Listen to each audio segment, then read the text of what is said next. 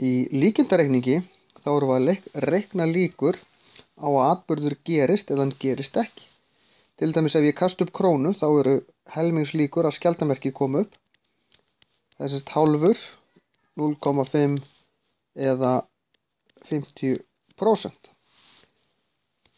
Ég get alltaf sett upp líkindi sem almennbrot, tugabrot eða prósent.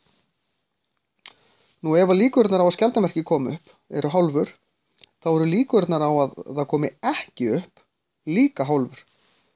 Því að ef ég legg saman líkurnar á því að atburður gerist pluss að hann gerist ekki, þá fæ ég alltaf 1 eða sem sagt 100%. Þannig ef að líkurnar eru á að atburður gerist eru 75%, þá eru 25% líkur á að hann gerist ekki. Síðan eru reglur ef ég er að leggja saman líkur, ég ætla fyrst að fá þetta, sem sagt að ég fái skjaldarmerki tvisvar í röð, þá ger ég sem sagt hálfur sinnum hálfur. En ef ég ætla að fá skjaldarmerki eða skjaldarmerki, þá ger ég hálfur pluss hálfur, því að og er sinnum í líkindareikningi eða er pluss.